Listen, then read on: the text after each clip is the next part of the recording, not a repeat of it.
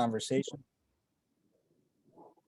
Thank you. A record of these conversations. You all should receive a notification that this meeting is being recorded now. So just acknowledging that here, and then with that acknowledgement, that should have just popped up. Let's see, let me move through my notes here. In terms of an agenda for today, so we have a packed agenda and we're with you all for an hour and a half. So again, thank you for that time. We're going to go over the meeting goals in a moment here. So really what we hope to achieve through our conversation today with you all. Yolanda is going to give us our community agreements and expectations for the day. I'm going to try and provide a little bit more background about MAPC and the TRIC region.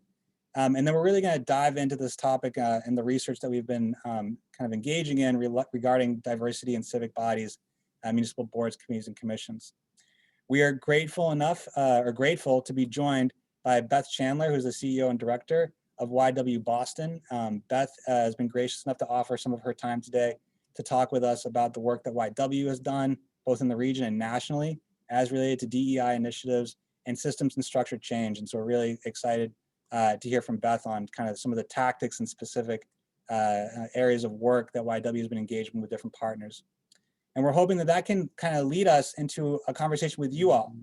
So we're going to try and do, actually as little talking as possible and really get into discussion with you all really regarding how this work shows up in your communities, in your day-to-day life, and trying to kind of get into some discussion around some of the barriers and opportunities that might be present here today. We'll then come back together. We'll do some quick next steps. And then we do want to offer time for informal networking. Obviously we are fully remote, and if this were in person, folks would be able to linger and have one-on-one conversations after the meeting. So we're going to keep the line open for about 30 minutes after our discussion today for your use. So if you have time and you are so inclined, feel free to use it. One more administrative note. So our plan is to move through 2 quick presentations from MAPC and YW, and then open up for a short Q&A. So as we are just talking, please feel free to post any questions that you have into the chat, and then we will reference the chat during the Q&A time, just in order as a way to kind of keep us on task here. So with that, I'm going to turn it over to, sorry, I apologize. I'm not going to get to Yolanda quite yet. So as we move into this conversation, our goals here for the day are really threefold. So one, we want to celebrate the great work that's being done in the region. By virtue of your presence here, you are likely involved in these conversations as part of your daily work or your personal life. So we want to elevate that here today. We want to be able to connect individuals and organizations who are working in the DEI space with each other and additional resources. We're hoping that we can provide and bring some of those resources to the table here. And really get into that discussion around barriers and solutions to expanding access to municipal boards, committees, and commissions. That's what we're hoping to come out of today. And now I'm going to turn it over to Yolanda to give us our ground rules and expectations. Thanks, Josh. And while I share the ground rules and expectations, I would love if folks can start posting in the chat. We're going to be using the chat a lot today, but I'm wondering if folks can introduce themselves. So just share your name, affiliation, and maybe what DEI initiative you're working on or starting to work on. So again, name, affiliation, and what DEI initiative you're working on. And we'll post that in the chat just as a reminder. And so I want to share today just some ground rules and expectations with you all. These are things that we're hoping you can keep in mind during presentations, but also in the breakout rooms. So the first one is, we hope you can just assume best intent from the presenters and from folks who are going to be in the breakout rooms. We're all here to learn and to grow and to try to move this work forward. So it's best if we can work in a way that we know that folks are coming to the table with in good faith. Also try to practice, try to be patient with us as we work with the technology. Zoom has a lot of clinks and sometimes we do deal with some unexpected pieces that might come up. And give yourself permission to learn and grow today. Be okay with the unknown, and a bit of nuance might be shared with you that you didn't expect. So just try to be open to that. And then on top of that, we want to share this concept of ouch, oops, sorry, which is kind of a facilitation technique that we use a lot at MAPC. So something might be said today that might trigger you or might make you pause for a second. And if so, please like acknowledge that and share that with the facilitators. You know, that's basically like the ouch, did something just happen? Or post that in the chat. And then oops is if you're that person who said that thing, apologize, clarify things, say sorry. And as facilitators, we'll also try to move forward and try to like acknowledge that and see how we can work and use that as a learning opportunity. And then be present, try to take the breaks off camera as you need. Some people already have their camera off right now, and that's perfectly fine. We understand we're meeting over lunch. You might want to turn off the camera to eat, but try to also just be patient. Be present with us. So try not to be on social media or responding to other emails if possible. And then take care of yourself. Just be aware of what you need to best take advantage of today's meeting and to be productive. We also want you all to try to share stories and ideas with us today, but we understand that there's a lot of confidential pieces connected to that. So try to share the message of the stories and not necessarily the messengers or people who are in the story. So try to keep names out of it. And then harassment and hate speech will not be tolerated today. So if we see anything as facilitators, we reserve the right to one, kick people out of this meeting and to address it immediately. And then please use the chat for any questions you have throughout the day. Josh mentioned that earlier, but today we definitely want to use the chat as like a main way to move things forward. Now I'm going to hand it back off to Josh for just to share with us who MAPC is. Great, thank you, Ilana. Actually, before I share about MAPC, I also want to introduce and acknowledge Ashley Stockwell, who is a member of the Blue Hills Chinah 20. Ashley has been our funder for this work, and I want to give Ashley a couple of moments here to introduce herself and the Chinah organization. So Ashley, take it away. Awesome, thanks, Josh. Hi, everybody. I'm here with Sharon Ron from MAPC. Just want to take a few minutes to introduce myself. Again, my name is Ashley Stockwell. I work for the Blue Hills Community Health Alliance, also known as Chinah 20. For those of you who aren't familiar with Chinahs, we are public health coalitions that work with a variety of stakeholders to address public health issues across our communities. So Chinah 20 specifically serves 13 towns and cities, primarily Norfolk County, and includes 5 TRIC communities. And one of the things that we do, and a lot of the other Chinahs do, is work with local hospitals to help distribute their community benefits dollars to deserving organizations and agencies whose work aligns with regional health priorities. And so we are very excited to be able to fund this project with the support of Norwood Hospital and their community benefits team. At Chinah 20, we really believe that that sustainable change for the health of our communities lies with multi-sector, interdisciplinary, collaborative work that addresses the root causes of health disparities and not just the symptoms.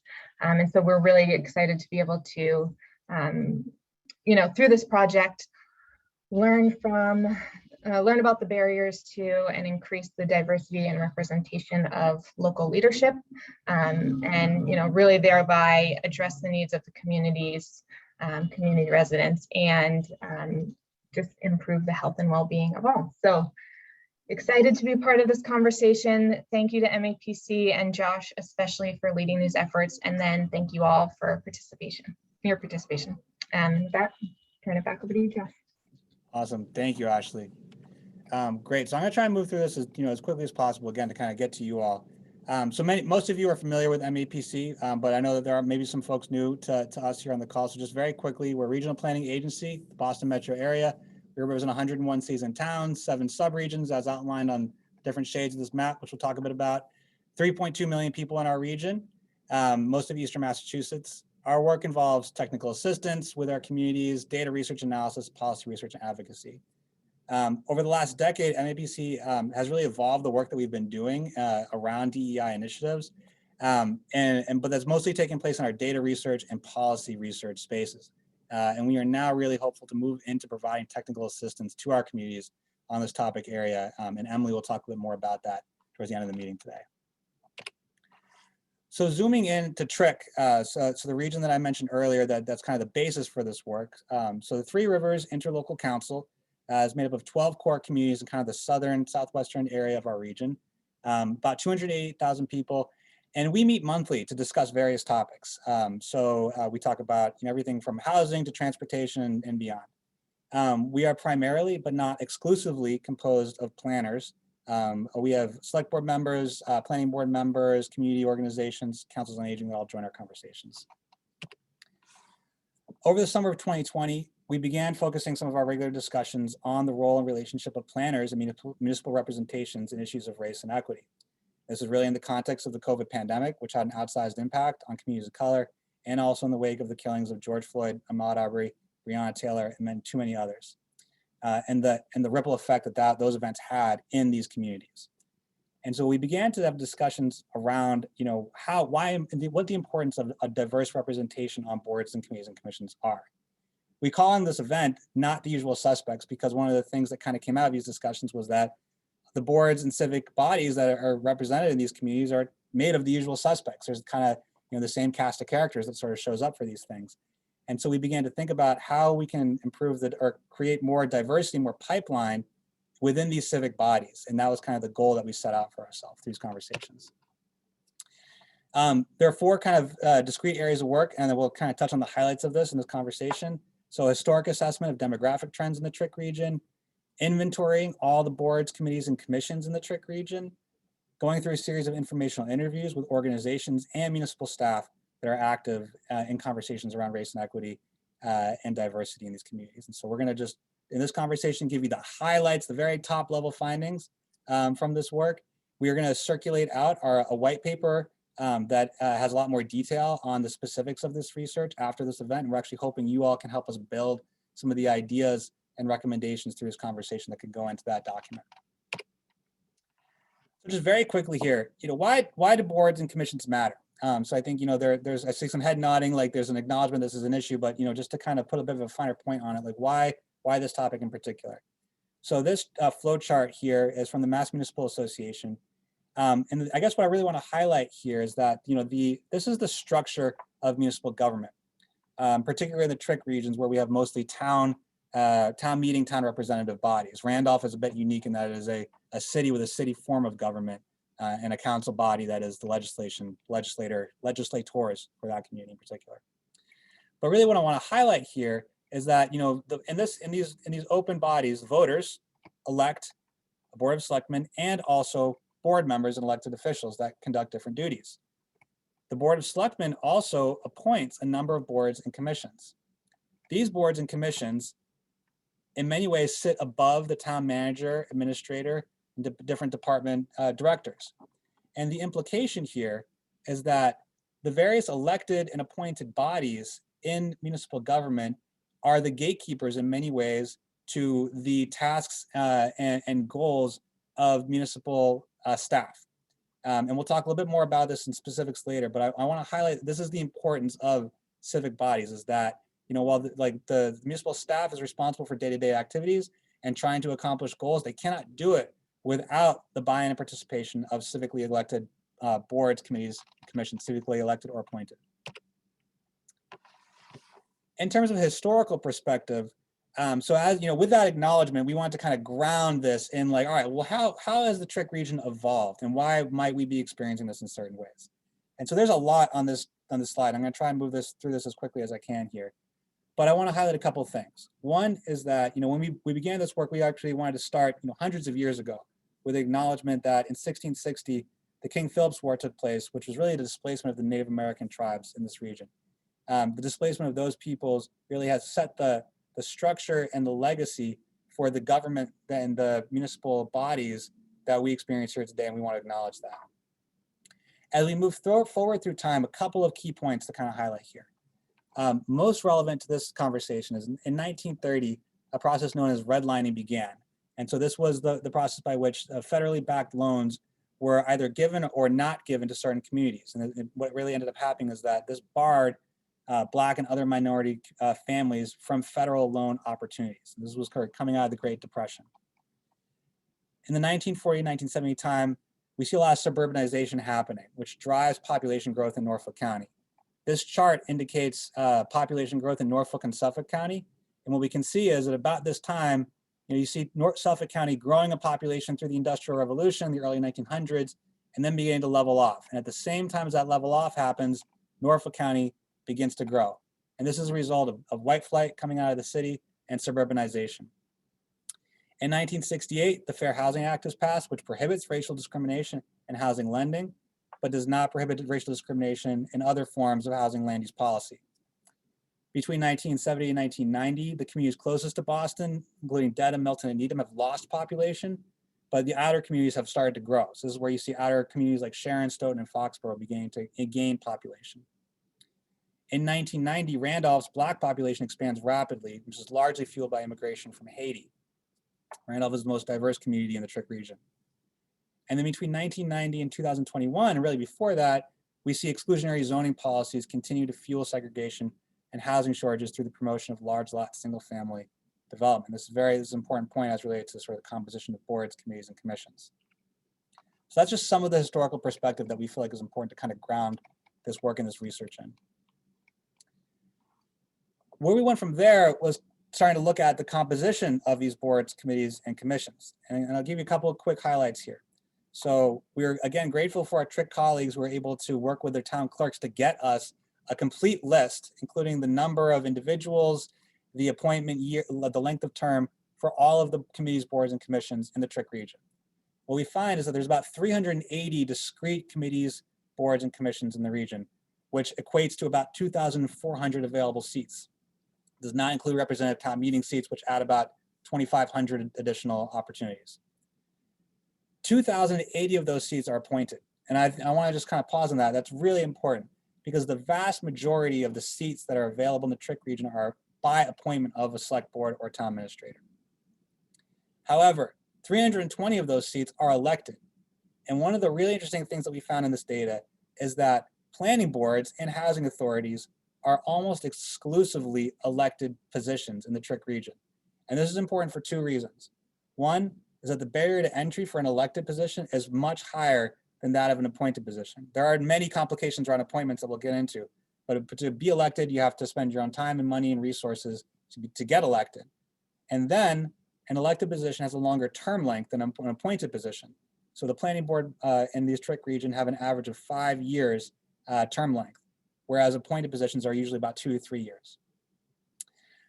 We'll get more into this in the white paper, the document that will circulate out to folks, but I do want to kind of look on the other side. In appointments, we see that these bodies are regularly appointed. So zoning appeals, human rights commissions, and cultural councils, which are the two bodies which are really, in many ways responsible for kind of shaping the culture and the character of communities, or at least on the public facing side, as well as registrars, which are responsible for managing voter rolls and registrations. So how this plays out, I'm going to try and get through this quickly to get to Beth. So in terms of TRIC today, this chart shows the total number of housing units in all the TRIC communities. The blue bar are owner-occupied housing units, and the green bar is renter-occupied housing units. What we can see is that the bigger communities, Randolph, Norwood, Needham, Stoughton, Dedham, have more housing stock generally, but also typically more rental stock. And this is not, this is the trend and not the rule. We see Foxborough also has a lot of rental housing stock as well. The implication, though, is that when we add in the percent of the community that identifies as white, which is the percentages on the right side of this chart, the right axis here, and it corresponds to this line, again, the trend and not the rule is that the communities that have more diverse housing stock are less white. To walk it back to how this relates to boards, committees, and commissions, when we go back to that planning board, the planning board is the body that really is the decision-making entity for how much housing gets built and of what kind. They're the ones that will rule on zoning regulations that change, allow for multifamily development, et cetera. And so I want to tie these two things together in that, boards, committees, and commissions are critical in terms of the operation of the community, but they also play a big role in shaping that community as well in terms of demographics.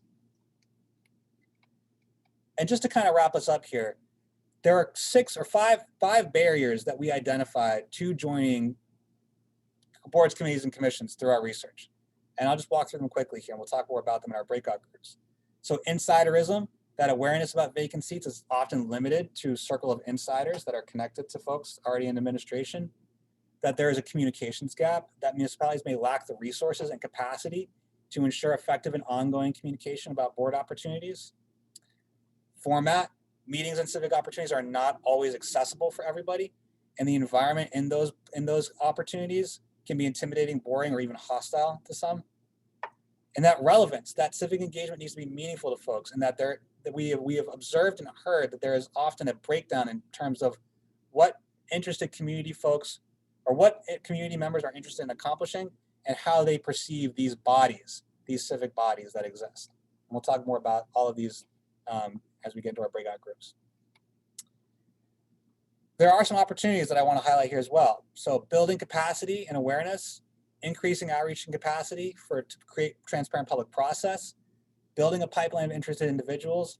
And I think we have to talk about leveraging ARPA funds, which is the American Recovery Plan Act, the Biden Act has channeled a lot of money into local government, state government, to explicitly increase participation in civic bodies. So we want to put all these things on the table here today. And again, I'm very curious to talk more about this with you all. I believe I've gone over time, and so I want to turn things over to Beth Chandler. And I want to introduce Beth as, again, the CEO of YW Boston, which is an organization that's dedicated to eliminating racism and empowering women in the Boston region and beyond. And so, Beth, I will stop sharing my screen, and I will let you take it away here. Great. Thank you, Josh. Hi, everybody. Good afternoon. Thank you again for the invitation to be here. And I'm going to also thank you for your patience as I try to make sure I pull up the presentation.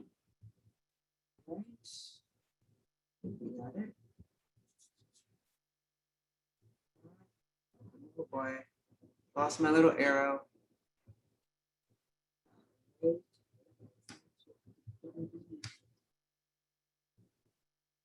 Excellent. All right, well, thank you again for having me.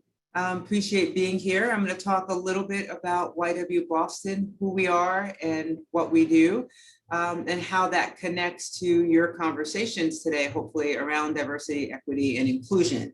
And just start my timer. So again, I'm Beth Chandler, President and CEO of YW Boston. I use the she series for my pronouns. And our point here at YW Boston is really to work with organizations to create more equitable and inclusive spaces in Boston and beyond. Our mission statement, we share the same mission as every YWCA in the country, of which there are over 204. And that is that we are dedicated to eliminating racism, empowering women, and promoting peace, justice, freedom, and dignity for all. We are the first YWCA in the country, which may not be surprising since Boston has so many firsts. We started in 1866, and there are 9 other YWCAs in Massachusetts. One of the things that is unique about the YWCA system is that even though we all share the same mission, we actually can execute on that mission differently based on the needs of our community. So about 4 years ago, we went through a strategic planning process at YW Boston, and we really wanted to focus on the intersection of race and gender and how were those inequities showing up in the greater Boston area. And through that work, we decided that we wanted to focus ourselves on being a thought leader at the issues of race and gender, and working with individuals and institutions across all sectors to help them create more inclusive environments so that women, people of color, and especially women of color can thrive at all levels. Beth, I apologize to interrupt. I'm so sorry. I think we're not seeing your screen. Can you screen share? I'm so sorry. I was trying to find a good opportunity to jump in. No, that's okay. I thought I was. It said I was, but it's not showing. Okay, there we go. I think we've got you now. I am so sorry. I'm so sorry about that. Let me just, I don't think there's anything you missed, so I'm just going to stay on the slide that I have, and I think you all are going to get this slides at the end anyway. So one of the several reasons why we decided to focus on helping organizations become more inclusive are a couple of things. we looked at a lot of research that showed that, you know, a lot of particularly women of color but also women and people of color were not in leadership positions. And often it was, you know, there are programs how to make people better leaders, and they were more deficit based. And our perspective is, how do you help organizations be more inclusive? And so not about fixing people, but fixing organizations. And there are many people of color, particularly women of color, who want to be in leadership positions. I think in the first box, there's representation is more acute for women of color. Black women are 3 times more likely to aspire to leadership positions than their white counterparts, yet are half as likely to get those roles. The Boston Globe Spotlight series that came out in 2017 revealed that fewer than 1 in 50 senior managers in Boston area companies are Black. And then looking at the Massachusetts State House, there are 31.1% of state legislative seats that are held by women in the State House, yet the Massachusetts population is almost 52% women, and that only 2.5 seats in the legislature are held by women of color. And so all of that data really led us to think about, how do we make organizations, how do we help organizations become more inclusive? And so our work focuses in a variety of areas. We have diversity, equity, and inclusion services. We have a FIRE initiative, and that's a program, Fierce Youth Reigniting Excellence, that focuses on middle school girls in Boston. We do advocacy work, which I'll talk a little more about leadership. And we also have forums and our community of practice and a program called Uncover Boston.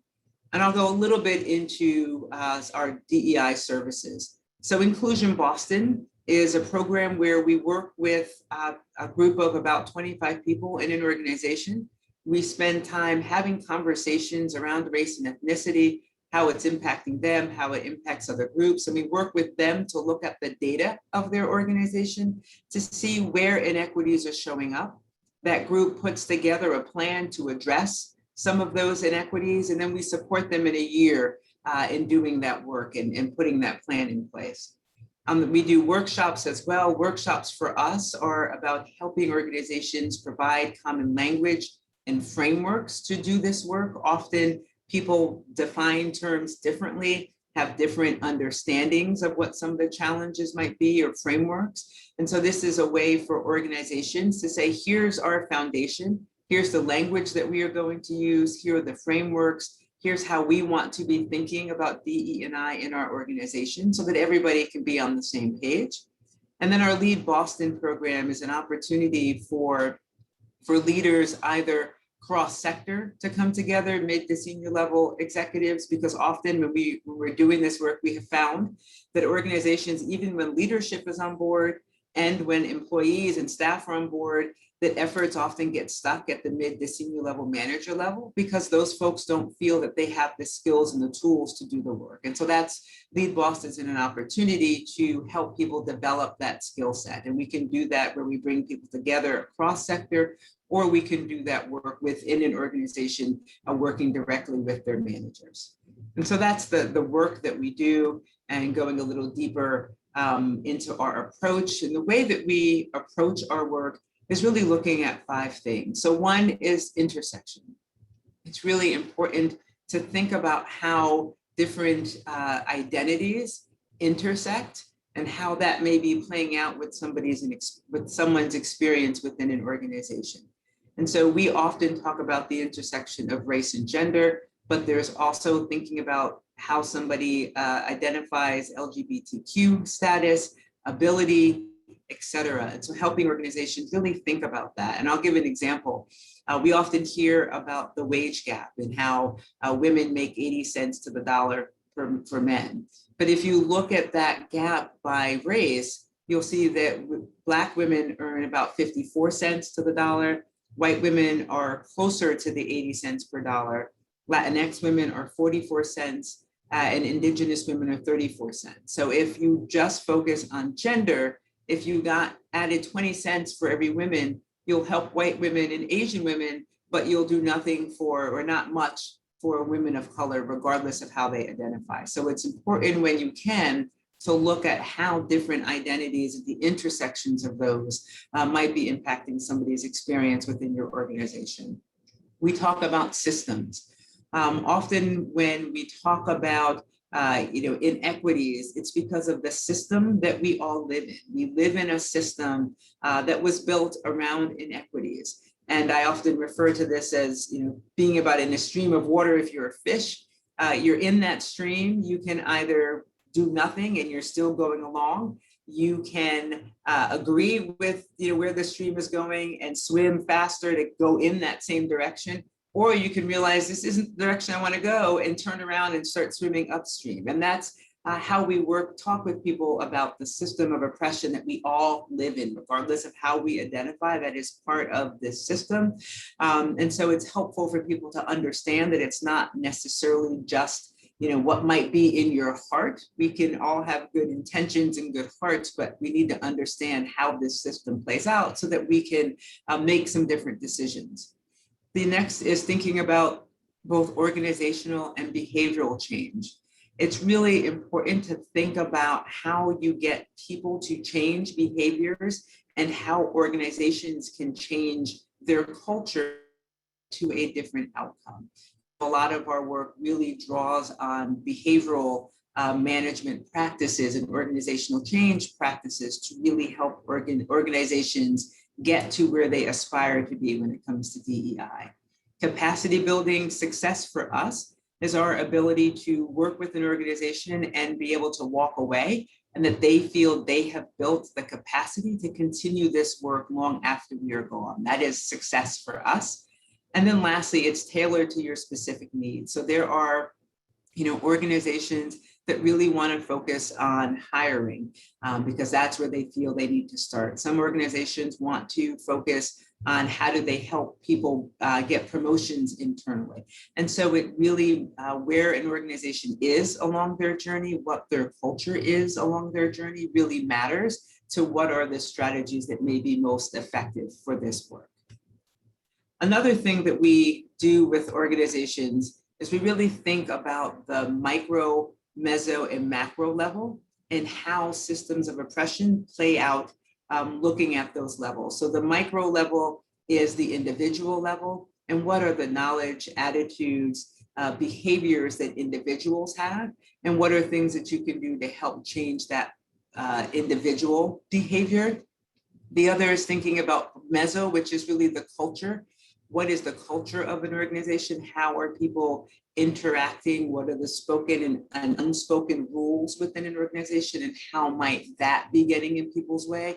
I know in some of the research that Josh showed, some of the barriers that came up had to do with culture. And what is the culture of a committee?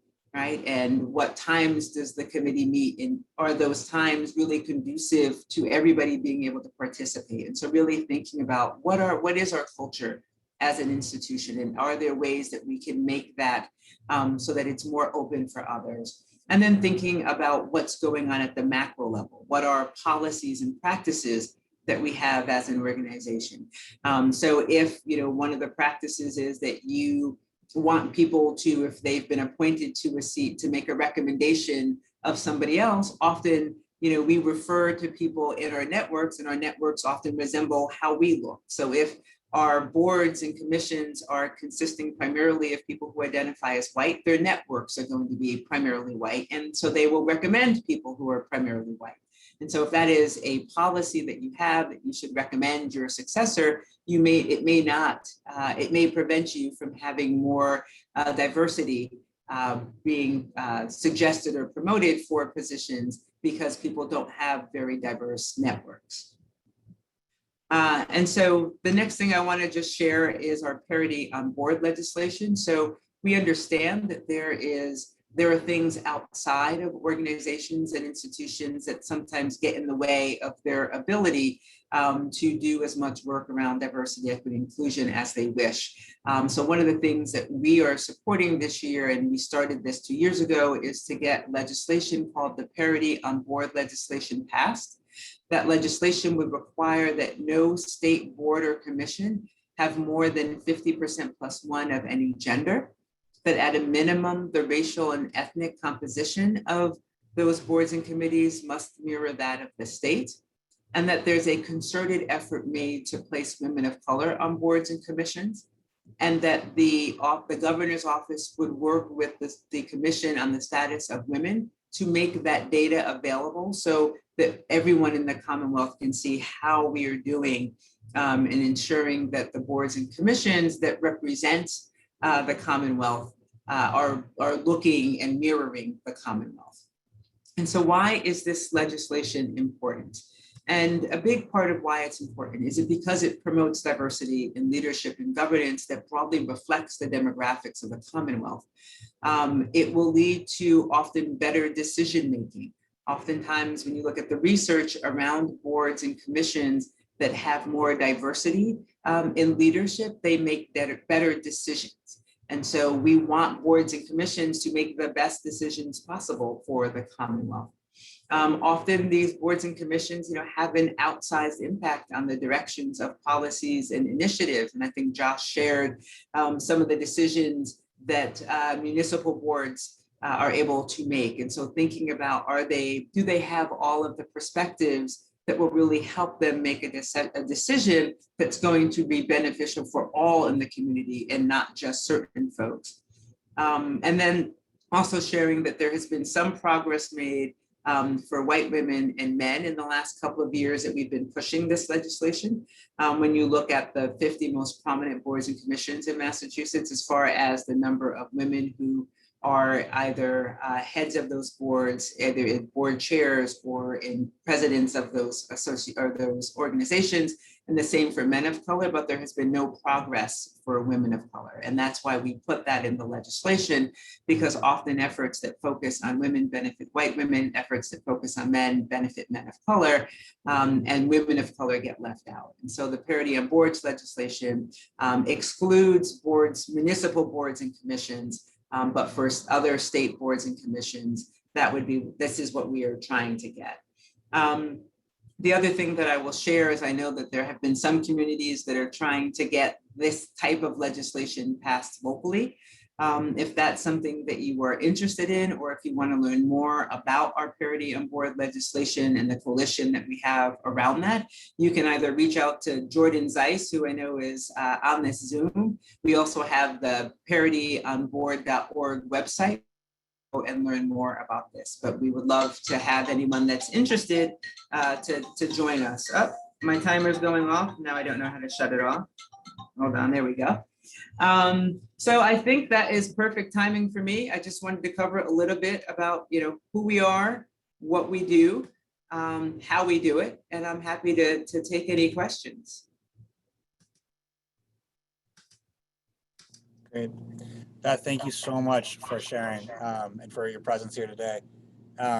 So yeah, I don't, Beth, actually, if you want to, do you want to stop screen share and then we can kind of open it up for, I think we have about 10 minutes here. Sasha, correct me if I'm wrong, 10 minutes for conversation, 5 minutes. So yeah, we'd love to hear from you all. I was checking the chat. I didn't see too much activity, but maybe I missed something. So I'll turn to my colleagues if folks were monitoring questions, or if folks want to ask questions of Beth or on the MAPC team or anyone else on this call. This is really open time here. Beth, I know there was a question that I got directly from Brooks about the gender parity rules, and if YW is considered, how that would impact trans and non-binary individuals, or if that's a consideration. Yeah. And so that's there is no restriction on gender. So I think the way that the language is, that it's allowing for all identities to be represented, and just saying that there shouldn't be one that has more than 50% plus one. So it is not a gender-oriented bill. It's not a binary gender bill. And we were very intentional about ensuring that the language was mindful of it was as inclusive as we could be, thinking of, how folks identify. Great, thank you. I see, so Ella, from MEPC has asked if you've worked with cities or towns on DEI trainings or mostly with businesses and organizations. I know we've covered this a little bit, but. Yeah, we have worked with a few organizations, a few towns. We have done a fair amount of work with a couple of city agencies in Boston that I know. I know there's one other, I can't remember offhand, outside of Boston where we've worked with a particular municipality. But again, our work can work, across sectors, so including, government, municipal entities, et cetera. Great, thank you. I see there's a question for sharing a stat on a slide. And so I'm going to say, because we have a little bit limited time, I'm not going to recommend we go back to that, but we're going to circulate all materials after this conversation for folks. So you'll be able to reference that going forward. And then I see a question here about communicating outside of Facebook pages, and if there are thoughts regarding communications with folks who are non-native English speakers, whose English is a second language. So Beth, if you want to take a crack at that, or also I'll open it up to MAPC staff, Emily, who's on the line also. More folks want to jump in there. Josh, could you repeat the question for me, please? So it's regarding communication for non-English speakers. So from like a public perspective, like how to improve communication out to non-English speaking communities. And I think this is maybe more relevant towards the municipal angle. Sure. I mean, one thing that comes to mind immediately for me is to reach out to groups that are non-English speaking in your communities and ask them where and how do they, receive information, because everybody does it differently. And there may be some, groups where people are really going for information as opposed to just Facebook in general. So I think it's really important to talk to the people that you want to communicate with and ask them what are the best ways for us to reach you in your community, as opposed to, talking to others who may not represent that community and thus not necessarily have the right answer for a community of which they don't identify. And I'll just add on to that, and we'll get more into this in our discussion, but MAPC and our community engagement team, which is led by Emily Torres-Cullinane, who's on the Zoom here, that they're a resource in that regard and can work with your community, your municipality on expanding that network also. I see another question. So beyond legislation, do you have organic recommendations to encourage diverse residents to take an interest in serving on boards and committees? Yeah, so one of the things that we are trying to do is to do an education campaign. So we are reaching out to organizations with their members, where Jordan is organizing a campaign where we're going to try to go to each region in the state and again disseminate information to talk about what are boards and commissions, why should you care, if you are interested, what are the best ways to put together your information, and also support people in knowing how to connect to the various appointing agencies so that they know that there are candidates that are interested in these roles.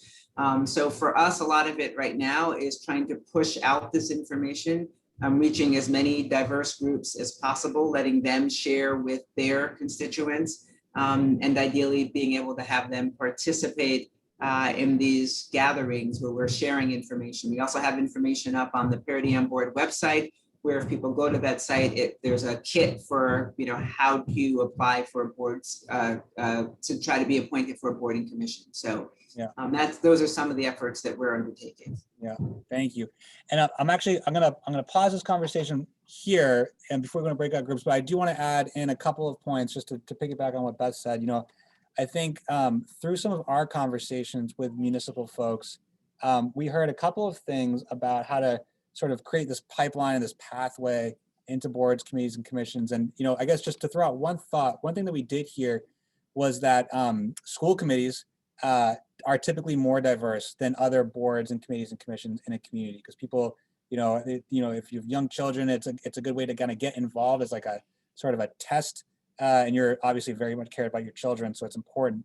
And that could be an interesting way to think about creating more pipeline into other civic opportunities for folks. So that was something that we heard from community members in our research, and I just wanted to elevate that for this part of the conversation also. I see lots of other great questions on here. And let's make sure that we get to them in our breakout groups, and we will also circulate out these chat notes after the meeting, and we can add any, we can create a way for folks to answer and piggyback on all of these great questions. But Beth, we want to again thank you so much for your time and presence here with us today. And we will share your and Jordan's contact information at the end of this meeting so that folks can be in touch. But yeah, thank you again. You're welcome. Thanks for having me. Absolutely. All right, and now I'm going to turn it over to my colleague Sasha Perotti, who is going to talk to us about our breakout groups and what we are going to be doing as we move forward. Thank you, Josh, and thank you, Beth, for the wonderful presentation and context setting for today. So, we've done some information sharing and some knowledge building, and now we really want to make sure to have an opportunity for you all to connect with one another and start speaking together around diversity, equity, and inclusion work, specifically with boards and commissions that you can do within your municipalities and that you can collaborate on. We know that one of the biggest barriers is having communication and connectivity, and so we wanted to use this event as an opportunity to start building those bridges. We'll only be in the breakout rooms for about 25 minutes, and we know that that's not enough time to really come up with any tangible solutions, but we're hoping that this will start as a building off point for future conversations. And we're happy to connect with you on how to facilitate that moving forward. And when we come back, Josh and Emily will speak a little bit more to future opportunities to engage. So think of this as kind of a starting conversation. I'm going to open the breakout rooms and you will be pulled in automatically and then also automatically pulled back once we are done. I'm going to stay in the main room for just a minute. So folks, for the folks whose room I'm facilitating, if you're without a facilitator, I will be with you in just a minute. So I'm going to open the rooms now.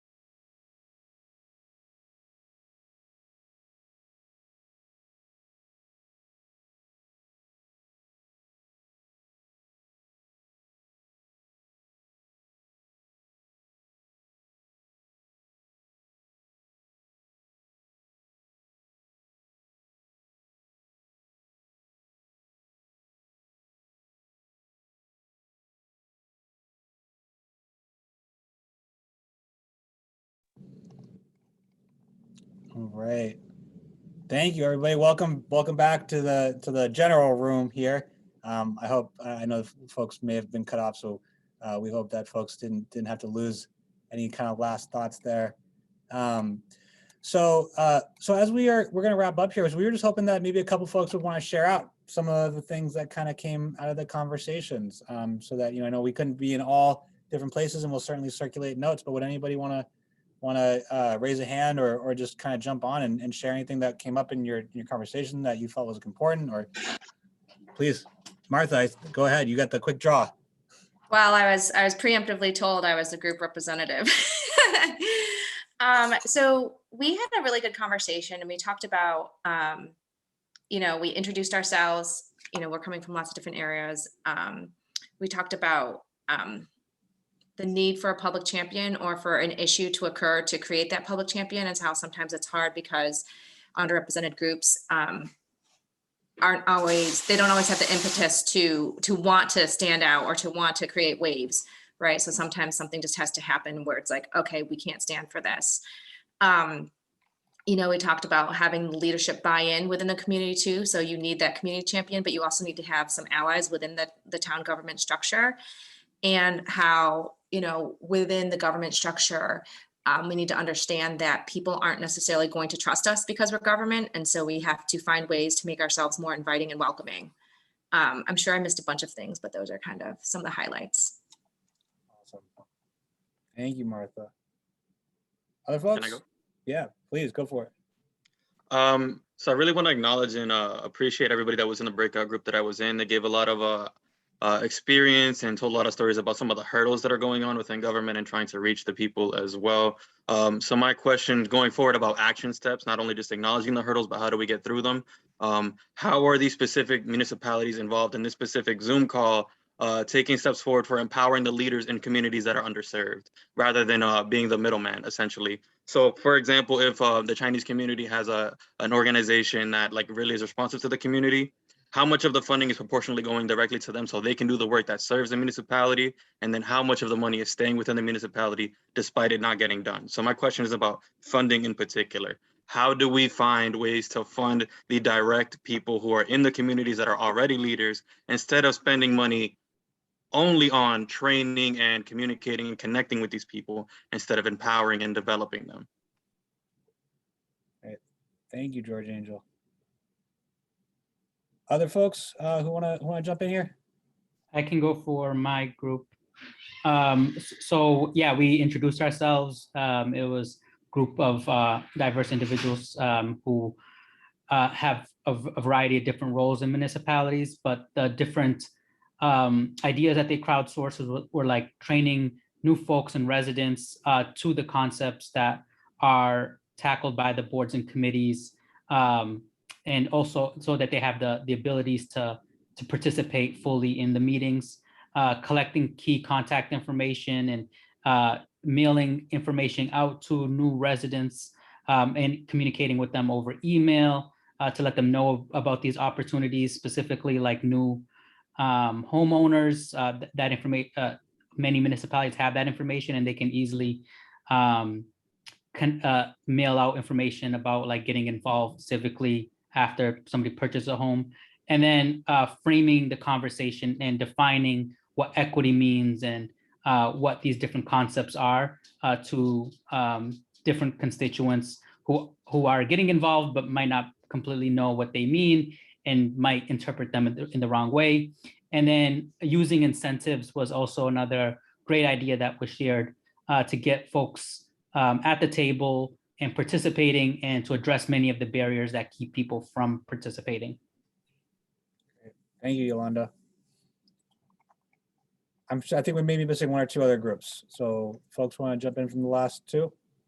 I can speak for our group. We ranged in topics certainly, but I think key themes that we had were, having opportunities for education and resource development, and identifying entities within municipalities who can really support, especially first-time candidates, in developing the resources and knowledge that they need to successfully run campaigns, and how to use boards and commissions as pipelines for, longer term, municipal or state involvement and how those boards and commissions often feed folks into other positions such as city council or select board positions within municipalities. We also talked a lot about, things like events that bring people together and celebrate people's identities and cultures as a really good opportunity to, and sort of a lower hanging fruit to start building that conversation and having people make connections with one another as you do longer term diversity, equity, and inclusion work, and creating a culture of awareness and inclusion of folks who represent all different types of communities that may be residing within one municipality. And I think, a big theme was also figuring out how to persist when folks, especially in white dominant communities, may be dominating the conversation in a way that may counter the work that diversity, equity, and inclusion initiatives are doing, and how to make sure that we A, don't feel alone in that work, and B, are persisting through that, but also bringing those people along with us. So those are some key themes that we talked about. Great. Thank you, Sasha. And do we have a volunteer from Team Ella that wants to jump in? Or Ella, do you want to break us down? Oh, sure. Beth, Sorry. I see Beth put her hand up. Go for it. Go back. Well, I mean, I think most of what has been mentioned, we've talked about the importance of personal connections and really very deliberately reaching out to people. The other thing that was mentioned right at the end is that people need to get paid for their time, and that if you live in a community where many, many people are just spending all their time earning money in order to survive, it's going to be very hard to get people engaged. And I just thought that was an intriguing addition, and it really kind of gets to the heart of the matter for a lot of people. So. Yeah.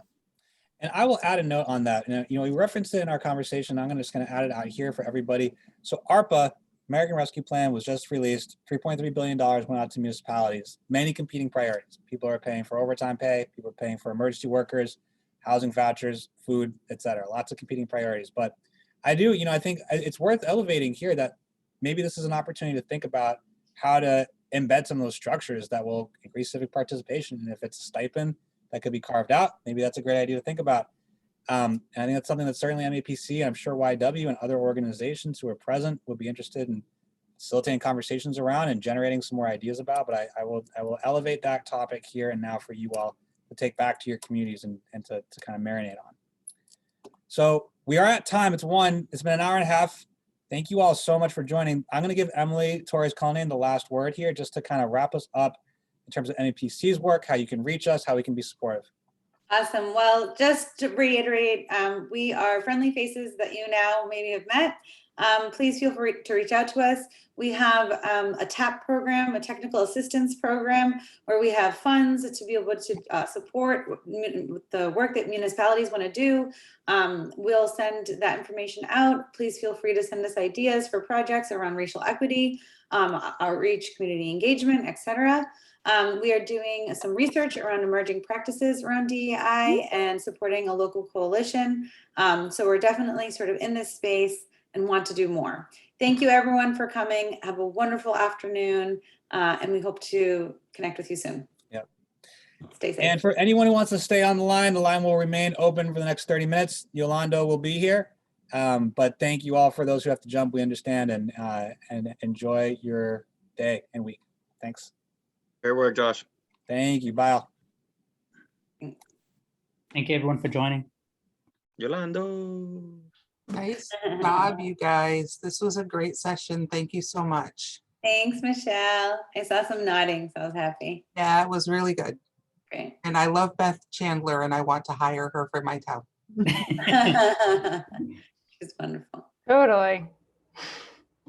I'm actually looking into that Lead Boston program with Beth. That it sounds like something that can just be packaged, and we need to go municipality to municipality because so many people needed to hear this today and they weren't on here. George Younghill, where are you from? What org or what's your affiliation? So I just got involved. I started this week with Brockton Public Schools, and I've been volunteering a lot with Brockton Interfaith Community. I did the School of Prophetic Action with the Massachusetts Community Action Network too. So I'm now just like unabashedly getting involved in the community, where I've kind of just done it as a volunteer or on my own for the last couple of years. I've been trained in like education and such, but now it's like formally getting involved in these spaces and trying to be direct about it. Thank you for asking. Now, do you know Yolando? Yeah, I met Yolando at one of the big events, and then we connected at one of the big meetings after as well. We have a lot of the same aspirations, even though like our methods may be a little bit different, where I really want to learn about his methods, like city planning and such. And him involving me into this space is really critical, because I get to meet amazing people and really get to start to point out and map out the things that I want for our community and that the community needs as well. Awesome. Well, we're definitely looking to expand our community engagement staff. So I'm working on it, trying to find the pennies. That's awesome. The diamonds in the rough, because what keeps coming up in this conversation is like, oh, we don't have the means or we don't have the tools, but there are people that already have the tools, cultural experience that you can put into that position, instead of spending all this time trying to build a connection, where like direct to consumer would be the model in the private sector, direct to voter should be the model with municipalities, and that isn't the case. So I have a lot of questions about that. I don't know if Yolando told you about our Metro Common project. And Michelle, Metro Common is our big regional plan. We have all these policies, and in it, we actually do have something around government paying organizations instead of, and acknowledging that like relationships that they've built over time, versus trying to recreate it or whatnot. So for sure, because Beth mentioned it's like a good addition, but I feel like that should be a main focus as opposed to like a side order. It should be a priority, because it is one of the most effective ways to connect with and empower communities. Yeah. All right. Cool. Awesome. Thanks. Well, See you later. thanks for coming. We'll see you soon.